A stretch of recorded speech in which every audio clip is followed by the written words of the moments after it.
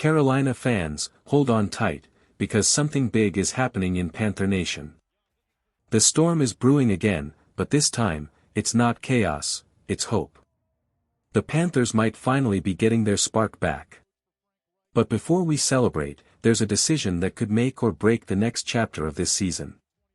And it starts with one name. Austin Corbett. The Panthers might have finally found their rhythm, and now everything depends on the next few weeks. After a rough start, this team has started to look alive again. You can feel it, the offense is cleaner, the blocking stronger, the energy sharper. And now, we're hearing big news, some key players could be coming back very soon. Guys like Jalen Coker, Chuba Hubbard, Jatavian Sanders, Tershawn Wharton, and yes, Austin Corbett. On paper, that sounds amazing. But here's the twist, sometimes, when things are finally starting to click, one wrong move can shake everything up again. Let's talk about it.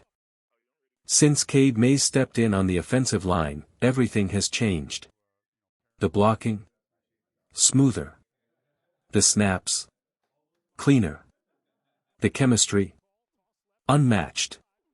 You can actually see it, the way he connects with Bryce Young, the timing, the trust, the rhythm. The offense looks confident again, like they finally believe in themselves. When Corbett was starting earlier this season, it was chaos. High snaps, broken plays, missed blocks, the line just couldn't stay in sync. But ever since Mays took over, the offense has looked, well, stable. Comfortable. Strong. And that's why many fans, including me, are nervous about Corbett coming back as a starter. Not because he's bad, but because right now, this group is in a groove. They're finally working together like a real unit.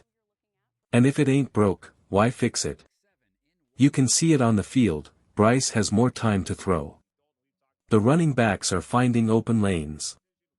The offensive line, even with backups, is holding its ground. That's something we haven't seen in a long time. Now, don't get me wrong. I want those injured guys back. Coker? Absolutely. Hubbard? For sure. Sanders and Wharton? Bring them on. But when it comes to Corbett at center, I just can't say yes. The chemistry between Bryce Young and Cade Mays is real. You can feel it every snap, every drive. Football isn't just about talent, it's about rhythm, trust, and timing. And this line finally has that. But here's where it gets even crazier, as Vegas opens up their early predictions, they actually have the Jets favored to win against the Panthers. Yeah, you heard that right. Even after Carolina's bounce-back energy, the oddsmakers are doubting us. So now, the Panthers are walking into this game with a chip on their shoulder. Injured players returning, fans fired up, and the whole league watching. This is more than just another week, this is a test of who the Panthers really are. Can they keep the momentum alive? Or will one big lineup change throw everything off again? Panther Nation, I want to hear from you. Do you think Austin Corbett should return as the starting center, or should we keep rolling with Cade Mays?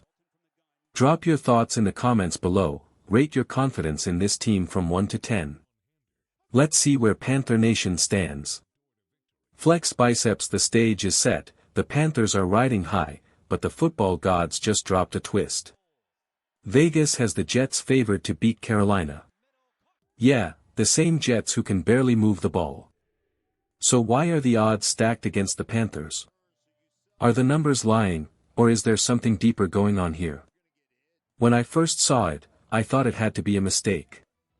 ESPN and Vegas, both predicting the Jets to beat the Carolina Panthers. How? How does a team with no wins suddenly become the favorite against one of the hottest rising teams in football right now? Let's take a step back and look at the numbers, because sometimes, the numbers tell the story better than the hype. The Panthers are scoring 22 points per game, a big jump from where they started. Passing yards? Up to 188 per game. Rushing yards? A powerful 142.7, the third best in the league. Yeah, you heard that right. The Panthers are second only to Buffalo in total rushing yards. That's real progress. This offense is finding balance. You can see it in every snap, the confidence, the rhythm, the control. And the defense? Sure, they've given up 24 points per game, but they're tightening up. Opponents are finding it harder to run, only 94 rushing yards per game allowed. That's what growth looks like. Now let's look at the other side. The New York Jets, 20 points per game, 144 passing yards, and 135 rushing. They barely crossed 280 total yards per game. That's not even close to Carolina's offensive output. So, tell me, how does that team become the favorite? Even crazier, the Jets just lost 37-22 to the same Dallas Cowboys team that Carolina beat. It makes no sense. When I checked ESPN's prediction Sunday night, they had the Jets at 51% favorites. By Monday night, after Carolina's strong showing, that flipped, now the Panthers sit at 52.6%.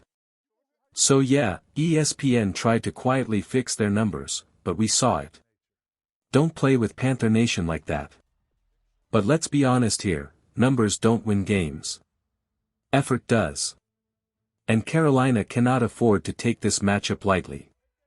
Because if you walk into this game thinking it's an easy win, that's how you lose. You play with fire, passion, and heart, the same intensity you brought against Dallas, Miami, and Atlanta. Play like you have something to prove. Because you do. This game isn't just another Sunday. It's a statement. A message to the league that Carolina isn't the team people used to laugh at. They're a team that fights, that builds, that's learning how to win again. And let's be real, if the Panthers lose to the winless Jets, all the progress from the past few weeks. Gone. The talk about this team turning a corner. It means nothing. You can't lose to a team that just put up -10 passing yards with Justin Fields last week. This isn't just a game, it's a test of identity. Because here's the twist, the Jets' defensive coordinator is someone Panthers fans know all too well, Steve Wilks. Yeah, the former head coach who knows exactly how this Carolina team operates. He's coming for payback, and you can bet he's going to have that Jets defense ready for war. So, Carolina has to fight not just to win, but to protect everything they've built. You can feel it, the storm that's coming. Because this week, it's not just about football, it's personal. The man who once led the Panthers' defense is now on the other sideline, ready to shut them down. But Carolina? They've been waiting for this moment, and they're not backing down. This game, it's not just another matchup. It's a battle of pride, of memories, and of revenge. Because standing across the field is a man who knows Carolina inside and out, Steve Wilks, the Panthers' former head coach. And now, he's the defensive mastermind for the New York Jets. And make no mistake, Wilks isn't coming in quietly. He's coming in with fire. With purpose. With something to prove. And that, my friends, makes this game dangerous. Even Coach Canales admitted it himself. He said, Steve Wilks runs an aggressive, attacking defense. They come at you from every angle. They bring pressure you don't expect. They fly to the ball. They make you uncomfortable. And you know what? He's right. Wilks knows Carolina, every strength, every weakness, every rhythm. He's seen these players. He understands their heart. That's why this week, Carolina's offense has to be perfect. No lazy routes. No slow starts. No hesitation. Because Steve Wilks is going to test every inch of their patience. So, Bryce Young, this is your proving ground. Rico Dowdle, Xavier Legette, Tommy Tremble, the entire O-line, this is your moment. You've been getting better, stronger, more confident each week. But this time, you're facing a man who helped build the system you're trying to rise above. If Carolina can stand tall against a Steve Wilks defense, if they can outsmart him and outfight him, then I believe they can hang with any defense in the league. Because Steve Wilks. He's not just good, he's elite. And the defense? Oh, this is your time to shine. The Jets' offense has been struggling, and this is your chance to remind the NFL what Panthers football is about. I want to see domination. I want to see aggression. I want to see Carolina defense at its absolute best. Because this game isn't just about stats, it's about pride. It's about Carolina showing that the new era has begun. And before we move on, let's talk about one man who's been putting his heart into every play, Rico Dowdle. That man's been running like he's got something to bury every Sunday, literally. Every time he scores, it feels like he's digging a grave for his opponents. That's the kind of attitude Carolina needs right now, relentless, fearless, unstoppable. This is the part nobody's talking about, the real reason Carolina's offense suddenly looks alive. It's not luck. It's not fluke. It's growth, real, visible, undeniable growth. And it starts with one name, Bryce Young. You can see it now, the Carolina offense has finally found its rhythm. But it's not because they've taken the ball out of Bryce Young's hands, it's because they've trusted him more than ever. They didn't change how often Bryce gets the ball. They changed how smartly they use it. Now, instead of running the same old plays, the Panthers are attacking from new formations. That singleback setup has changed everything. It's opened up the run game, made defenses guess, and helped Bryce see the field clearer. And let's give Bryce credit where it's due. The kid is learning fast. He's not panicking. He's not forcing throws. He's not giving the ball away. He's finally learning when to run, when to check down, and when to just throw it away. That's maturity. That's growth. He made mistakes early in the year, Jacksonville, Arizona, yeah, he had a few turnovers. But now, you can see it. Each week, he's sharper. Against Dallas, he made every throw count. Against Miami, he shook off a rough start and finished strong. That's not luck, that's leadership. And speaking of leadership, shout out to Rico Dowdle. When he became the lead back, everything started to click.